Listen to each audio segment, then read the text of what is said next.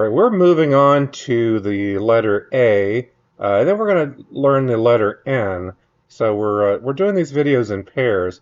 So we're going to do this one pretty much like the last video, lesson 3. We're up to lesson 4 now. And so we're going to start out with the letter A, and then we're going to mix in some of the previous letters that we learned the last time. And then we'll move on to N, and then we'll do a review of all the letters that we've learned so far. So again, I think like I mentioned before, you might want to pause the video at different spots and then maybe play it back. And it's okay to repeat these over and over, these sections, until you feel pretty confident, like that you understand the letters, and then move on to the next one. It's a process and it takes time. So we're going to go ahead and get started with the next letter, and we'll just have a brief pause and move on to the next one.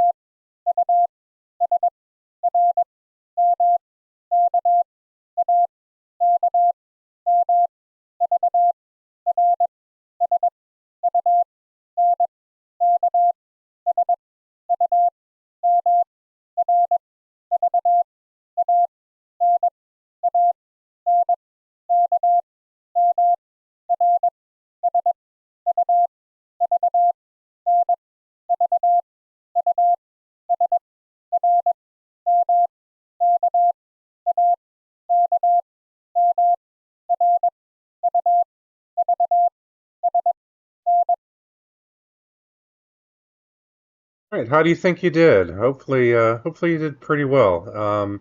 I know this is kind of a long process. We're not even halfway through just the letters, and we've got 26 letters in the alphabet, and then we'll probably cover the numbers 0 through 9. And then there's some other things. There's some punctuation. And honestly, I think when I first studied, I really didn't learn the punctuation very well. And that was something I picked up a lot later. And then we'll talk about some of the Q signals too, because there's a lot of shorthanded Q signals, but that's going to be down the road. Just concentrate on the letters. Feel free to go back to lessons 1, 2, 3, and go back and review any of those if you need to. This is one thing that, to learn Morse code, it really requires a lot of repetition.